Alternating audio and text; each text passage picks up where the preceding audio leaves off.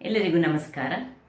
ಇವತ್ತು ಮಟ್ಟುವಿನಲ್ಲಿ ಬೆಳೆಯುವ ಮಟ್ಟುಗುಳ್ಳದ ರುಚಿಕರವಾದ ಸಾಂಬಾರು, ಅದರೊಟ್ಟಿಗೆ ನುಗ್ಗೆಕಾಯಿಯನ್ನು ಸಹ ಬಳಸಿದ್ದೇನೆ.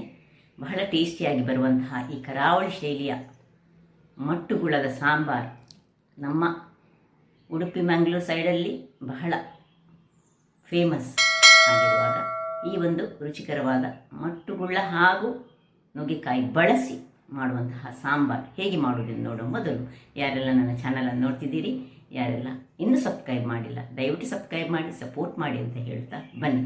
ಯಾವ ರೀತಿ ಸುಲಭ ವಿಧಾನದಲ್ಲಿ ಮನೆಯಲ್ಲಿರುವ ವಸ್ತುಗಳನ್ನೇ ಬಳಸಿ ಮಾಡುವುದು ಹೇಗೆ ಎಂದು ನೋಡೋಣ. ನಮಸ್ತೆ ಮಿತ್ರರೇ, ಇವತ್ತು ಮಟ್ಟುಗುಳ್ಳದಿಂದ ಇನ್ನೊಂದು ಕರಾವಳಿ ಶೈಲಿಯ ರೆಸಿಪಿ, ಅಂದರೆ ಇದೊಂದು ಸಾಂಬಾರು. ಸೊ ಮೊದಲಿಗೆ ನಾನು ಒಂದು ಕೈಯಲ್ಲಿ ಒಂದು ಹಿಡಿಯಷ್ಟು ತೊಗರಿಬೇಳೆಯನ್ನು ಸ್ವಲ್ಪ ಒಂದು ಅರ್ಧ ಗಂಟೆಯ 1 ಗಂಟೆ ನೀರಿನಲ್ಲಿ ಹಾಕಿಟ್ಟುಕೊಂಡಿದ್ದೇನೆ. ಅದನ್ನೀಗ ಒಂದು ಸ್ವಲ್ಪ ನೀರನ್ನು ಹಾಕ್ಕೊಂಡು ನೀರಿನೊಟ್ಟಿಗೆ 1 ಎಳೆಯಷ್ಟು ಕರಿಬೇವಿನ ಸೊಪ್ಪನ್ನು ಹಾಕ್ಕೊಳ್ತಿದ್ದೇನೆ. ಇನ್ನು 1 ಚಮಚದಷ್ಟು ಎಣ್ಣೆ ಹಾಕಿ ಇದು ಸ್ವಲ್ಪ ಕುದಿ ಬಂದ ಮೇಲೆ ಅದಕ್ಕೆ ಮುಚ್ಚಳವನ್ನು ಮುಚ್ಚಿಕೊಳ್ಳೋಣ. ಅದಕ್ಕೆ ಒಂಚೂರು ಹಳದಿ, ಸ್ವಲ್ಪ ಹಿಂಗು, ಇಷ್ಟನ್ನು ಹಾಕ್ಕೊಂಡು ಇದನ್ನು ಮುಚ್ಚಳ ಮುಚ್ಚಿ ಒಂದು 2-3 ವಿಸಿಲ್ ತೆಗೆದುಕೊಳ್ಳೋಣ.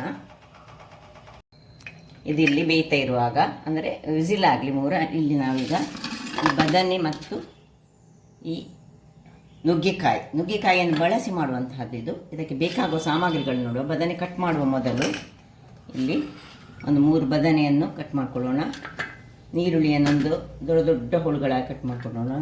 ಮಸಾಲೆಗೆ ನಮಗೆ ಇಲ್ಲಿ ನೋಡಿ 1 ಚಮಚದಷ್ಟು ಉದ್ದಿನಬೇಳೆ, 1 ಚಮಚದಷ್ಟು ಈ ಕಡಲೆಬೇಳೆ, ಇಲ್ಲಿ 2 ನಾನು ಈ ಮೆಣಸು, ಯಾವುದು ಊರಿನ ಮೆಣಸು, ರಾಮನಾಡ್ ಮೆಣಸು ತೆಗೆದುಕೊಂಡಿದ್ದೇನೆ, 4 ಉದ್ದ ಮೆಣಸು ತೆಗೆದುಕೊಂಡಿದ್ದೇನೆ, ಒಂದು ಕೈಯಲ್ಲಿ ಒಂದು ದೊಡ್ಡ ಲಿಂಬೆ ಗಾತ್ರದ ಹುಳಿ, ಮತ್ತು 4 ಚಮಚದಷ್ಟು ಸಣ್ಣ ಚಮಚದಷ್ಟು ತೆಂಗಿನ ತುರಿ. ಇದು ಸ್ವಲ್ಪ ಇಷ್ಟು ಡ್ರೈ ತೆಂಗಿನ ತುರಿ ಸಾಕ್ತದೆ, ಸ್ವಲ್ಪ ಇದಿದ್ದರೆ ತೊಂದರೆ ಇಲ್ಲ. ಇಲ್ಲಿ 1 ಚಮಚ ಕೊತ್ತಂಬರಿ, 1 ಚಮಚದಷ್ಟು 1.5 ಚಮಚದಷ್ಟು ಕೊತ್ತಂಬರಿ, 1 ಚಮಚದಷ್ಟು ಜೀರಿಗೆ. ಈಗ ನಾವು ಮೊದಲಿಗೆ ಈ ಒಂದು ಗುಳ್ಳ ನಿಮಗೆ ಗುಳ್ಳದ ಒಂದು ಅತ್ಯುತ್ತಮ ಗುಣ ನಿಮಗೆ ಗೊತ್ತಿರುವಂಥದ್ದೇ, ಬಹಳ ಒಳ್ಳೆಯದು. ಅಂದರೆ ಇದರಲ್ಲಿ ನೋಡಿ ಬೀಜ ಕಡಿಮೆ ಇರುವುದು. ಉಡುಪಿಯ ಗುಳ್ಳ ಅಂದರೆ ಮಟ್ಟುವಿನಲ್ಲಿ ಆಗುವಂತಹ ಈ ಗುಳ್ಳದಲ್ಲಿ ತುಂಬ ತಿರುಳು, ಅದರಿಂದಾಗಿ ಬಹಳ ರುಚಿ. ಇದನ್ನು ಸ್ವಲ್ಪ ದೊಡ್ಡದಾಗಿ ಸ್ವಲ್ಪ ಹೆಚ್ಚಿಕೊಳ್ಳೋಣ. ಸಣ್ಣದಾದರೆ ಅದು ಮತ್ತೆ ನಮಗೆ ಸಾಂಬಾರಿನಲ್ಲಿ ಅದು ಕರಗಿ ಹೋಗ್ತದೆ, ಅದರಿಂದಾಗಿ ದೊಡ್ಡದಾಗಿ ಇದನ್ನು ಹೆಚ್ಚಿಕೊಳ್ತೇನೆ. ಅದರೊಟ್ಟಿಗೆ ಇದರದ್ದು ಈ ಇದನ್ನು ಸಹ ಹಾಕಬೇಕಂತೆ. ಯಾವುದು ಹೇಳಿದರೆ ಮೇಲಿನ ತೊಟ್ಟನ್ನು. ಯಾಕೆ ಹೇಳಿದರೆ ಇದು ನಂಜು ಹೇಳ್ತಾರೆ ಯಾವಾಗಲೂ, ಯಾವುದು ಈ ಬದನೆ ಯಾವಾಗಲೂ ನಂಜಿರುವಾಗ ಈ ತೊಟ್ಟು ಹಾಕಿದ್ರಂತೆ ಆ ನಂಜನ್ನು, ಅದರ ತೊಟ್ಟಿನ ಸಿಪ್ಪೆ ತೆಗೆದು ಹಾಕ್ಕೊಳ್ಬೇಕು. ಹೊರಗಿನ ಭಾಗದ್ದು ನಂಜನ್ನು ತೆಗೆಯುವಂತಹ ಶಕ್ತಿ ಈ ತೊಟ್ಟಿಗೆ ಉಂಟಂತೆ. ಅದರಿಂದಾಗಿ ಇದನ್ನು ಚೆನ್ನಾಗಿದ್ದರೆ ಮೇಲಿನ ಸಿಪ್ಪೆ ತೆಗೆದು ತೊಟ್ಟನ್ನು ಸಹ ಹಾಕೊಳ್ಳೋಣ. ಕಪ್ಪಾಗಿದ್ದರೆ ಸ್ವಲ್ಪ ಚೆನ್ನಾಗಿ ಕಟ್ ಮಾಡಿಕೊಳ್ಳಿ, ಬೇಡದಿದ್ದರೆ ಹಾಕದೇ ಸಹ ನಡೀತದೆ. ಸೊ ಸ್ವಲ್ಪ ಫ್ರೆಶ್ ಆಗಿರುವಾಗ ಬಹಳ ಚೆನ್ನಾಗಿ ಬರ್ತದೆ. ಇನ್ನು ಈ ನುಗ್ಗೆಕಾಯಿ ಅಂತ ಒಂದು ಇಷ್ಟಿಷ್ಟು ದೊಡ್ಡದಾಗಿ ಚೆನ್ನಾಗಿ ಸಿಪ್ಪೆಯನ್ನು ಚೆನ್ನಾಗಿ ತೆಗೆದುಕೊಂಡು ಇದನ್ನೆಲ್ಲವನ್ನು ಕಟ್ ಮಾಡ್ತೇನೆ. ನೀರುಳ್ಳಿಯನ್ನು ಸಹ ಹಾಗೆ ಸ್ವಲ್ಪ ಡೈಸ್ನ ರೀತಿಯಲ್ಲಿ ಕಟ್ ಮಾಡ್ಕೊಳ್ಳೋಣ. ಈ ಕಟ್ ಮಾಡಿಟ್ಟ ಬದನೆಯನ್ನು ಈಗ ಸ್ವಲ್ಪ ಹಳದಿಯ ನೀರು ಮಾಡಿಕೊಂಡು ಕೂಡಲೇ ಕಟ್ ಮಾಡಿದ ಕೂಡಲೇ ನಾವೇನು ಮಾಡಬೇಕು, ಈ ಹಳದಿಯ ನೀರು ಇಲ್ಲದ್ರೆ ಅದು ಕಪ್ಪಾಗ್ತದೆ. ಅದರಿಂದಾಗಿ ಎಲ್ಲವನ್ನು ಸಹ ಹೀಗೆ ಕಟ್ ಮಾಡಿ ಈ ನೀರಿನಲ್ಲಿ ದೊಡ್ಡ ಹೋಳುಗಳು ಸ್ವಲ್ಪ ದೊಡ್ಡದಾಗಿರಬೇಕು. ನೋಡಿ ಇಷ್ಟಿಷ್ಟು ದೊಡ್ಡ ಹೋಳುಗಳನ್ನಾಗಿ ಮಾಡಿಕೊಳ್ಬೇಕು. ಸೊ ಇದನ್ನೆಲ್ಲವನ್ನು ಕಟ್ ಮಾಡಿ ಈಗ ಹಾಕ್ಕೊಳ್ತೇನೆ. ಅಷ್ಟರಲ್ಲಿ ನೋಡಿ ಇದು ಸಹ ಇದಾಯಿತು, ವಿಸಿಲ್ ಆಯಿತು. ಇದನ್ನು ಆಫ್ ಮಾಡ್ಕೊಂಡಿದ್ದೇನೆ. ವೀಕ್ಷಕರೇ, ಇದನ್ನೀಗ ಪಕ್ಕಕ್ಕೆ ಇಟ್ಟುಕೊಳ್ಳೋಣ, ತಣ್ಣಗಾಗಲಿ. ಇಲ್ಲಿ ಒಂದು ಬಾಣಲೆಯನ್ನು ಇಟ್ಟುಕೊಂಡು ಅದಕ್ಕೆ ಸ್ವಲ್ಪ ನೀರನ್ನು ಹಾಕೊಳ್ಳೋಣ. ನೀರನ್ನು ಹಾಕ್ಕೊಂಡು ಗ್ಯಾಸನ್ನು ಉರಿಸಿಕೊಳ್ತಿದ್ದೇನೆ. ಗ್ಯಾಸನ್ನು ಉರಿಸಿಕೊಂಡು ಈ ಹಳದಿ ನೀರಿನಲ್ಲಿ ಮುಳುಗಿಸಿಟ್ಟಂತಹ ಅದನ್ನು ಚೆನ್ನಾಗಿ ಇದನ್ನು ಕಟ್ ಮಾಡುವಾಗ ಬಹಳ ನೋಡಿ ಇಷ್ಟು ದೊಡ್ಡದಾಗಿ ಕಟ್ ಮಾಡಬೇಕು ಮತ್ತು ಚೆನ್ನಾಗಿ ನೋಡಿಕೊಳ್ಬೇಕು ಹುಳಗಳಿಲ್ಲದಾಗಿ. ಇದನ್ನು ಇದರಲ್ಲಿ ಹಾಕೊಳ್ಳೋಣ. ಹಾಕ್ಕೊಂಡು ಈ ನೋಡಿ ನೀರುಳ್ಳಿ ಯಾವ ರೀತಿಯಲ್ಲಿ ಕಟ್ ಮಾಡಿದ್ದೇನೆ ನೋಡಿ, ದೊಡ್ಡದಾಗಿ ಈ ರೀತಿ ಕಟ್ ಮಾಡಿದ್ದೇನೆ. ನೀರುಳ್ಳಿಯನ್ನು ಸಹ ಇದರಲ್ಲಿ ಹಾಕ್ಕೊಂಡು ಈ ಕಟ್ ಮಾಡಿಕೊಂಡಂತಹ ನುಗ್ಗೆಕಾಯಿಯನ್ನು ಕೊನೆಗೆ ಹಾಕ್ಕೊಳ್ಬೇಕು. ಈಗ ಸ್ವಲ್ಪ ಬೇಡ, ಸ್ವಲ್ಪ ಬೆಂದ ಮೇಲೆ ಹಾಕೊಳ್ಳೋಣ. ನುಗ್ಗೆಕಾಯಿ ಬಹಳ ಬೇಯ್ತದೆ, ಮತ್ತು ನಾನು ತುಂಬ ಎಳೆಯದಾದ ನುಗ್ಗೆಕಾಯಿ, ಒಂದು 2-3 ನುಗ್ಗೆಕಾಯಿ ಇದ್ದರೆ ಸಹ ಬಹಳ ಚೆನ್ನಾಗಿ ಬರ್ತದೆ. ನನಗೂ ಎಲ್ಲ ಖಾಲಿಯಾಗಿ ಇವತ್ತು ಒಂದು ಉಳಿದಿದೆ, ಅದನ್ನು ಹಾಕ್ಕೊಳ್ತಿದ್ದೇನೆ. ಇನ್ನು ಒಂದು ಕರಿಬೇವಿನ ಸೊಪ್ಪು ಇಷ್ಟನ್ನು ಹಾಕಿ ಮುಚ್ಚಳವನ್ನು ಮುಚ್ಚಿಕೊಂಡು ಬೇಯಿಸ್ಕೊಳ್ಳೋಣ. ಈಗ ಅದು ಬೇಯ್ತಾ ಇರುವಾಗ ಇಲ್ಲಿ ನಾವೊಂದು ಮಸಾಲೆಗೆ ರೆಡಿ ಮಾಡ್ಕೊಳ್ಳೋಣ. ಮೊದಲಿಗೆ ಸ್ವಲ್ಪ ಎಣ್ಣೆಯನ್ನು ಹಾಕ್ಕೊಂಡು, ಸ್ವಲ್ಪ ಎಣ್ಣೆ ಬಿಸಿ ಆಗುವಾಗ ಮೊದಲು ನಾವು ಈ ಮೆಣಸನ್ನು ನಾನು ಇದರಲ್ಲಿ ಫ್ರೈ ಮಾಡಿಕೊಳ್ತೇನೆ. ಸೊ ಮೆಣಸು ಎಣ್ಣೆಯಲ್ಲಿ ಸ್ವಲ್ಪ ಫ್ರೈ ಆಗಲಿ. ಮೆಣಸು ಉಬ್ಬಿ ಬಂತು, ಫ್ರೈ ಆಯಿತು. ಎಣ್ಣೆ ಸ್ವಲ್ಪ ಇದಕ್ಕೆ ಚೆನ್ನಾಗಿ ಎಣ್ಣೆ ಹಾಕಿದರೆ ಕೂಡಲೇ ಉಬ್ಬಿ ಬರ್ತದೆ, ಸಾಕು. ಇಷ್ಟನ್ನು ನಾವು ಅದನ್ನು ತೆಗೆದುಕೊಳ್ತಿದ್ದೇನೆ. ಈಗ 1 ಚಮಚ ಎಣ್ಣೆ ಹಾಕ್ಕೊಂಡು ಈ ಕಡಲೆಬೇಳೆ ಮತ್ತು ಉದ್ದಿನ ಬೇಳೆಯನ್ನು ಫ್ರೈ ಮಾಡ್ಕೊಳ್ಳೋಣ. ನಾನಿವತ್ತು ಒಂದು 300 ಗ್ರಾಮ್ಸಿನಷ್ಟು ಗುಳ್ಳವನ್ನು ಯೂಸ್ ಮಾಡ್ತಿದ್ದೇನೆ. ಸೊ ಅದಕ್ಕೆ ಇಷ್ಟು ಸಾಕಾಗ್ತದೆ. 1 ಕಿಲೋ ಎಲ್ಲ ಇದ್ದರೆ ತುಂಬ ಇದರದ್ದು 3 ಪಟ್ಟಿನಷ್ಟು, ಸ್ವಲ್ಪ 1-1.5 ಚಮಚದಷ್ಟು ಇಂಥ ಸಹ ಹೆಚ್ಚು ಬೇಕಾಗ್ತದೆ. ಕಡಲೆಬೇಳೆ ಮತ್ತು ಉದ್ದಿನ ಬೇಳೆ ಪ್ರಮಾಣವನ್ನು ಹೆಚ್ಚು ಮಾಡಿಕೊಳ್ಳಿ. ಇದು ಈಗ 300 ಗ್ರಾಮ್ಸಿನಷ್ಟು ಗುಳ್ಳಕ್ಕೆ ಬೇಕಾದದ್ದು. ಈಗ ನಾವು ಕರಿಬೇವಿನ ಸೊಪ್ಪನ್ನು ಸ್ವಲ್ಪ ಹಾಕೊಳ್ಳೋಣ.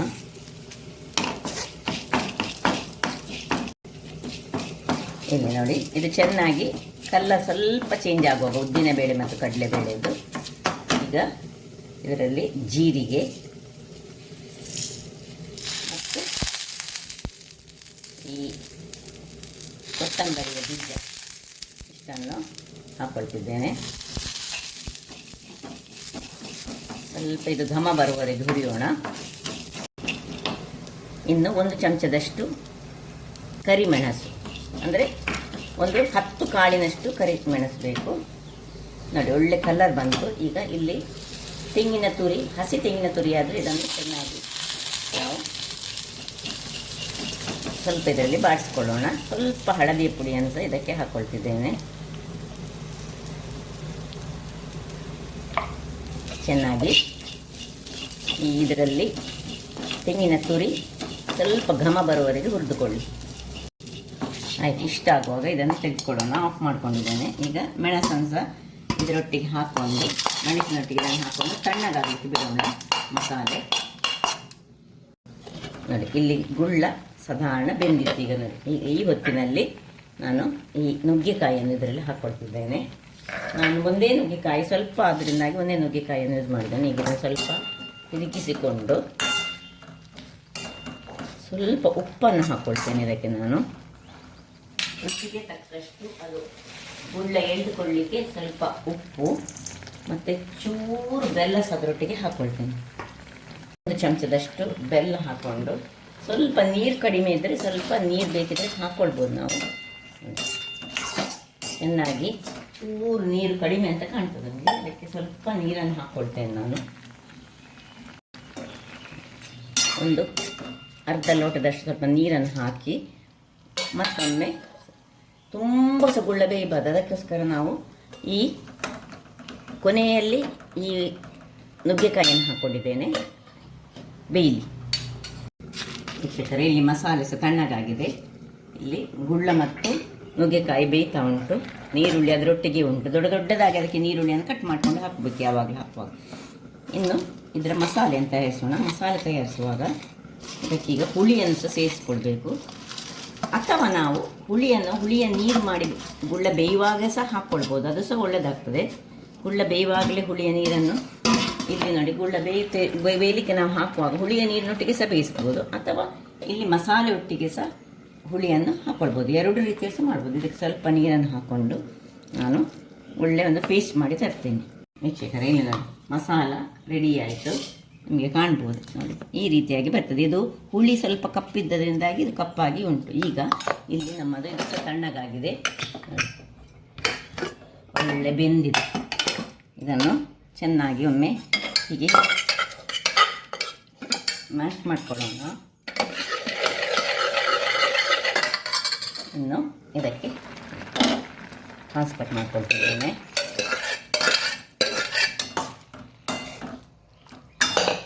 ಹೀಗೆ ಕಾಣ್ಬೋದು. ಇನ್ನು ಸ್ವಲ್ಪ ಇದಕ್ಕೆ ನೀರನ್ನು ಸಹ ಹಾಕೊಳ್ಳೋಣ. ಸ್ವಲ್ಪ ನೀರನ್ನು ಹಾಕ್ಕೊಂಡು ಒಂದು 5 ನಿಮಿಷಗಳ ಕಾಲ ಮುಚ್ಚಿಟ್ಟುಕೊಂಡು ಒಂದು ಕುದಿ ತೆಗೆದುಕೊಳ್ಳೋಣ. ಈ ಮಸಾಲೆಯನ್ನು ಇದಕ್ಕೆ ಹಾಕ್ಕೊಳ್ಳೋಣ. ಒಂದು ಕುದಿ ಬಂದ ಕೂಡಲೇ ಈ ಮಸಾಲೆಯನ್ನು ನಾವು ಹಾಕ್ಕೊಳ್ಳೋದು.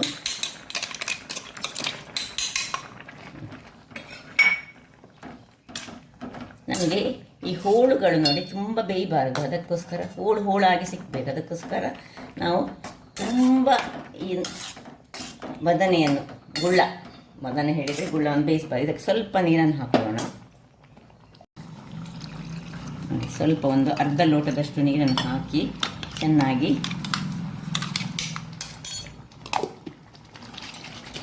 ದಪ್ಪ ಬೇಡ, ದಪ್ಪ ಆಗ್ತದೆ ಅದರಷ್ಟಕ್ಕೆ. ಯಾಕೆ ಹೇಳಿದರೆ ನಮ್ಮ ಹತ್ರ ನಾವು ಅದಕ್ಕೆ ತೊಗರಿಬೇಳೆ ಸಹ ಹಾಕಿದ್ದೇವೆ, ಮತ್ತು ಪರಿಮಳಯುಕ್ತವಾಗಿ ಉಂಟು. ಕಲ್ಲರ್ ನೋಡಿ, ಇದೆ ಕೊದ್ದೆಲ್ ಅಂತ ಸಹ ಹೇಳ್ತೇವೆ ನಾವು, ಇದಕ್ಕೆ ಸಾಂಬಾರು ಅಂತ ಸಹ ಹೇಳ್ತೇವೆ.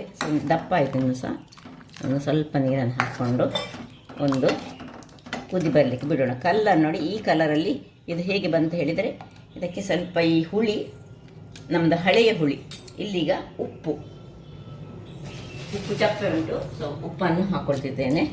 ಉಪ್ಪು ಹಾಕಿ ಒಳ್ಳೆ ಕುದಿ ಬರಿಸೋಣ. ಇಲ್ಲಿ ಇದಕ್ಕೆ ಒಗ್ಗರಣೆಗೆ ಒಂದು ರೆಡಿ ಮಾಡೋಣ. ಬಾಣಲೆ ಇಟ್ಟಿದ್ದೇನೆ, ಬಾಣಲೆ ಹೊತ್ತಿಸ್ಕೊಳ್ಳೋಣ. ಬಾಣಲೆ ಬಿಸಿ ಆಗಲಿ. ವೀಕ್ಷಕರೇ, ಇದು ಬಿಸಿ ಆಯಿತು ನೋಡಿ. ಇದಕ್ಕೆ ಎಣ್ಣೆಯನ್ನು ಹಾಕ್ಕೊಳ್ತಿದ್ದೇನೆ. ಒಂದು 2-3 ಚಮಚದಷ್ಟು ಎಣ್ಣೆಯನ್ನು ಹಾಕ್ಕೊಳ್ಳಿ. ಎಣ್ಣೆ ಹಾಕಿದರೆ ತುಂಬ ರುಚಿಯಾಗಿ ಬರ್ತದೆ. ಅದು ಸಹ ನಾವು ತೆಂಗಿನ ಎಣ್ಣೆಯನ್ನು ಯೂಸ್ ಮಾಡೋದು. ಇನ್ನು 1 ಚಮಚದಷ್ಟು ಸಾಸಿವೆ ಸಿಡಿಯುವಾಗ ಕರಿಬೇವಿನ ಸೊಪ್ಪು, ಒಂದು ಮೆಣಸು, ಇನ್ನು ಸ್ವಲ್ಪ ಹೀಗೆ ತಿರುಗಿಸ್ಕೊಳ್ಳೋಣ.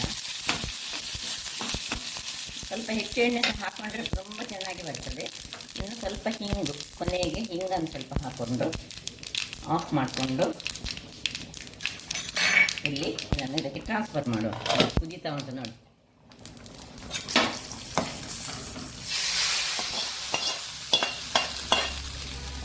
ಸಾಂಬಾರು, ಘಮಘಮಿಸುವ ಸಾಂಬಾರು ರೆಡಿ ಆಯಿತು. ಅದು ಮಟ್ಟುಗುಳ್ಳದ ಸಾಂಬಾರು. ಮೇಲೆ ಕೊತ್ತಂಬರಿ ಸೊಪ್ಪು ಇದ್ದರೆ ಹಾಕ್ಕೊಳ್ಳಿ, ಇಲ್ಲದಿದ್ದರೆ ತೊಂದರೆ ಇಲ್ಲ. ಹಾಕ್ಕೊಂಡು ನಾನೀಗ ಆಫ್ ಮಾಡಿಕೊಂಡು ಸರ್ವ್ ಮಾಡೋಣ. ವೀಕ್ಷಕರೇ ನೋಡಿ, ಘಮಘಮಿಸುವಂತಹ ಸಾಂಬಾರು ರೆಡಿಯಾಗಿದೆ. ಮಟ್ಟುಗುಳ್ಳದ ಸಾಂಬಾರು ನೋಡಿ, ಸರ್ವ್ ಮಾಡೋಣ. ಹೀಗೆ ಪೀಸಸ್ ನಮಗೆ ಇಡಿಯಾಗಿ ಸಿಕ್ಕಿದರೆ ಬಹಳ ಉತ್ತಮ. ಅದರೊಟ್ಟಿಗೆ ನುಗ್ಗೆಕಾಯಿ ಸಹ ಸೇರಿದರೆ ಬಹಳ ಚೆನ್ನಾಗಿ ಬರ್ತದೆ. ನೋಡಿದರಲ್ಲ, ಒಂದು ಸುಲಭ ರೀತಿಯಲ್ಲಿ ಮಾಡುವಂತಹ, ಅದು ಸಹ ಏನು ಹೊರಗಿನಿಂದ ತರುವಂತಹ ಮಸಾಲೆ ನಮಗೆ ಏನು ಬೇಡ, ಮನೆಯಲ್ಲಿರುವಂತಹ ವಸ್ತುಗಳನ್ನೇ ಉಪಯೋಗಿಸಿ ಮಾಡಿದಂತಹ ಒಂದು ಮಸಾಲೆ. ಬಹಳ ಪರಿಮಳಯುಕ್ತ, ಬಹಳ ರುಚಿಕರ. ಹಾಗಾದರೆ ನೋಡಿದಿರಲ್ಲ, ನನ್ನ ಈ ಕುಕಿಂಗ್ ಚಾನಲ್ ನಿಮಗೆ ಇಷ್ಟ ಆದರೆ ಬೋಳು ಸುವರ್ಣ ಚಾನಲನ್ನು ಲೈಕ್ ಮಾಡಿ, ಶೇರ್ ಮಾಡಿ ಹಾಗೂ ಸಬ್ಸ್ಕ್ರೈಬ್ ಮಾಡಿ, ಹಾಗೂ ನನ್ನ ಇನ್ಸ್ಟಾಗ್ರಾಮ್ ಪೇಜನ್ನು ಫಾಲೋ ಮಾಡಿ. ಧನ್ಯವಾದಗಳು.